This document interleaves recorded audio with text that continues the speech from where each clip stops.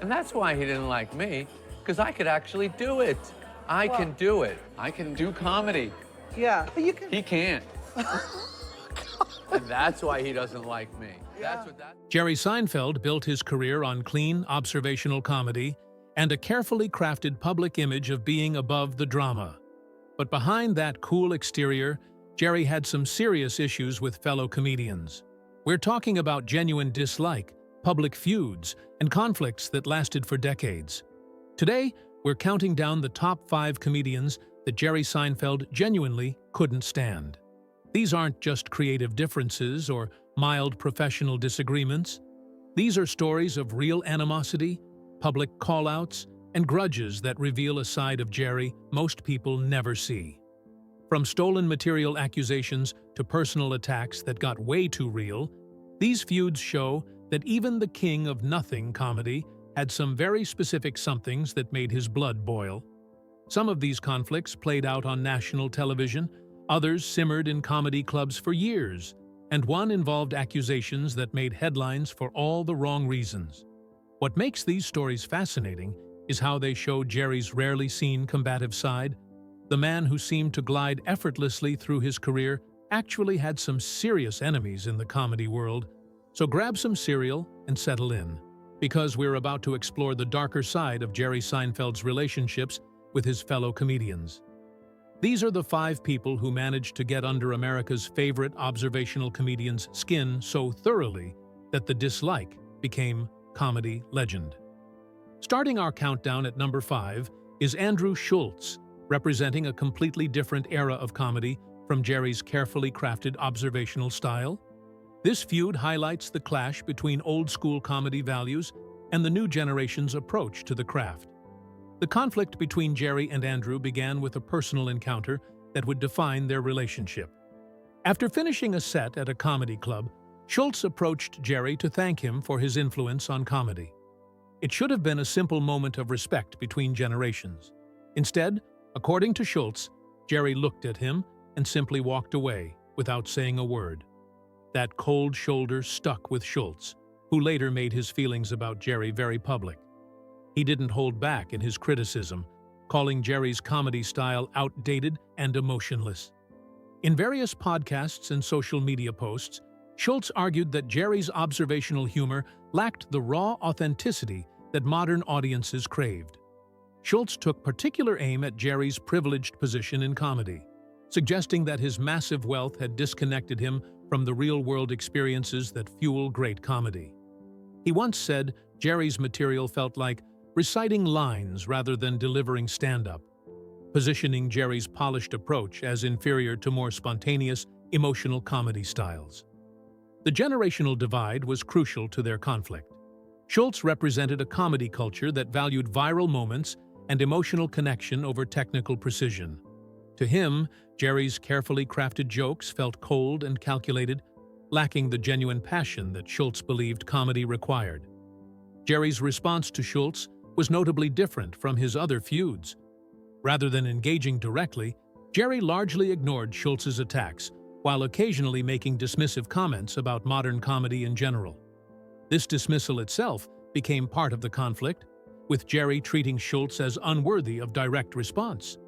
Interestingly, as Schultz's career evolved and he gained more experience in traditional comedy venues, his tone began to soften slightly. He started acknowledging that maybe he had judged Jerry too harshly initially, though the original slight of being ignored still clearly bothered him. The conflict represents more than personal animosity. It's a clash between comedy generations, with Schultz rejecting Jerry's entire approach to establish his own identity in the industry.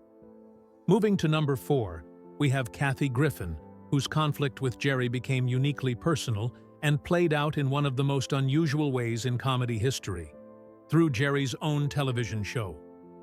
The trouble started in 1996, when Griffin appeared as a guest star on Seinfeld in an episode called The Doll.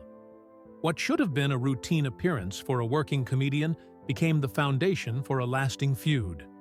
According to Griffin's later stand-up material, Jerry treated her so coldly during filming that the experience left her genuinely shaken. Griffin didn't keep quiet about her uncomfortable experience. She incorporated her negative impression of Jerry into her stand-up routines, describing him as arrogant and dismissive. She joked that working with Jerry was so stressful it gave her instant diarrhea, using her trademark self-deprecating humor to describe what she claimed was a genuinely unpleasant professional encounter. What happened next was unprecedented in television history.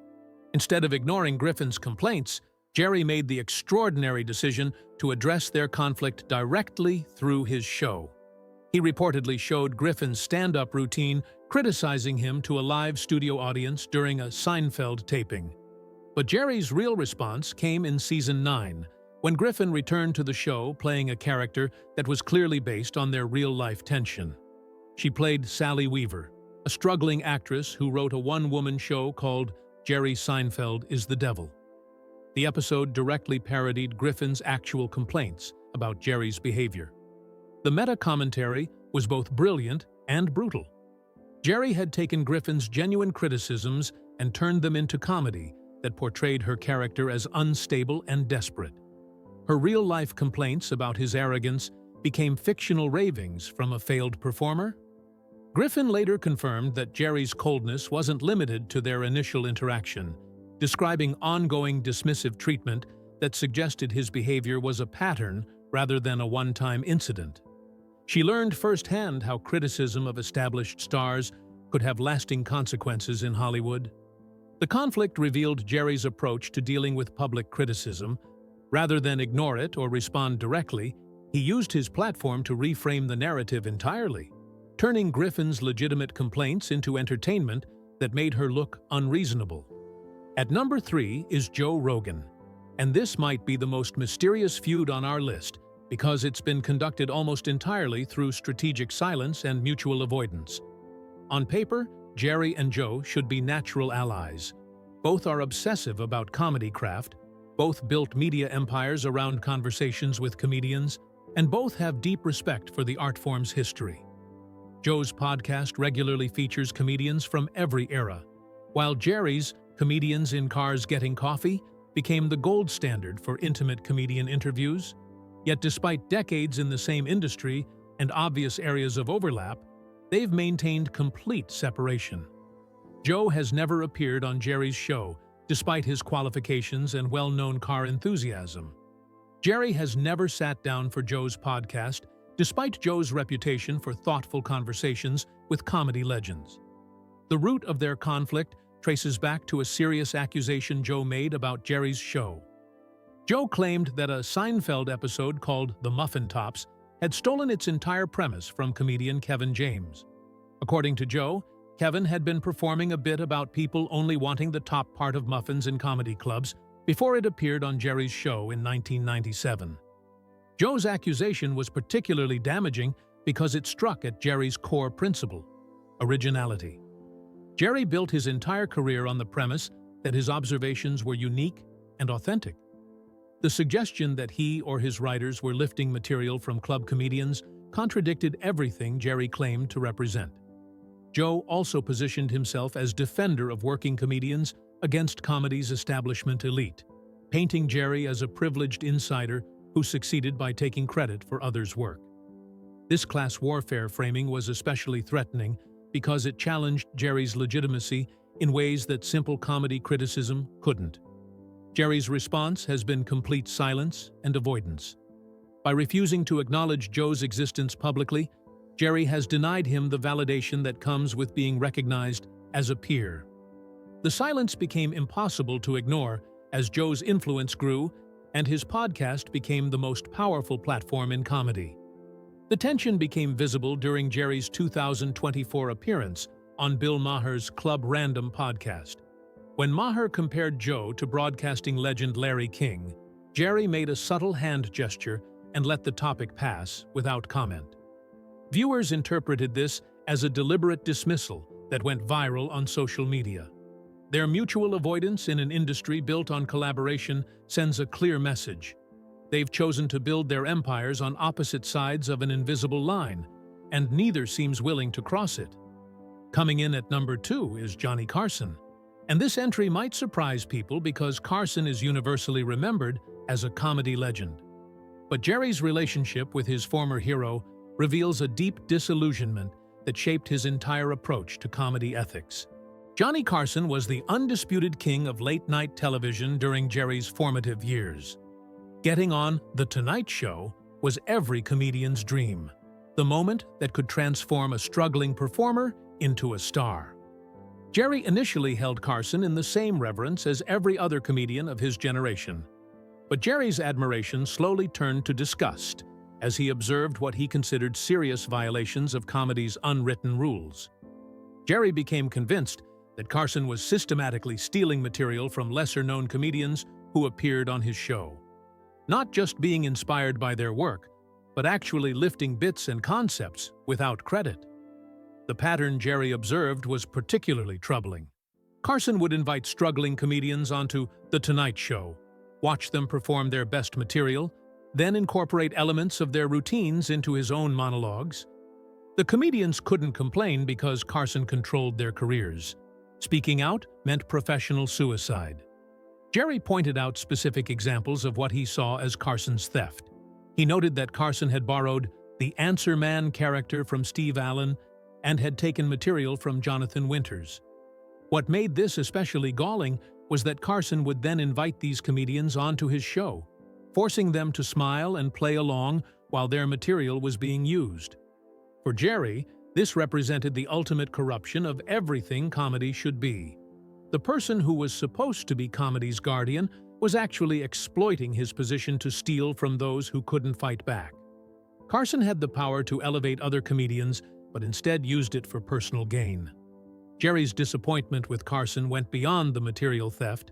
He saw Carson as cold and distant toward newer comedians, someone who treated them as disposable entertainment rather than fellow artists. Carson didn't mentor young performers or help them develop their careers. The power dynamic made resistance impossible, as Jerry put it. Carson was the king, and comedians had no choice but to accept his behavior if they wanted access to his platform. This created a system where exploitation was normalized. Jerry didn't speak publicly about his Carson disappointment while the host was alive, but in later interviews, he made his feelings clear. He would discuss Carson with quiet disappointment, acknowledging his influence while making it obvious he didn't respect the man himself.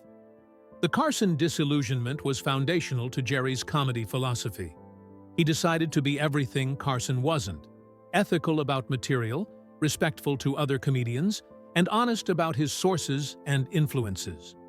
Taking the top spot is Bobcat Goldthwait, and this feud represents the most explosive and personal conflict in Jerry's entire career. This wasn't just professional disagreement. This was total war that lasted over 2 decades and involved some of the most brutal public attacks in comedy history. The conflict began with a single television appearance that created a feud so bitter it shocked the comedy world. In the early 1990s, Goldthwait appeared on The Arsenio Hall Show and decided to launch what can only be described as a targeted missile at Jerry's carefully protected public image. During what should have been a routine interview, Goldthwait called Jerry a spooky, weird Scientologist guy banging teenage girls.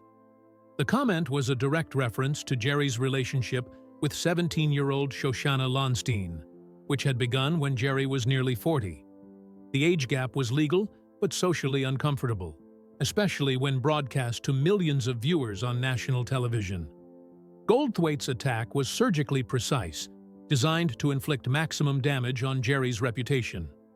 By framing Jerry as both weird and inappropriate, Goldthwait created a package of associations that stuck in public consciousness and made audiences uncomfortable with Jerry in ways they might not have been individually.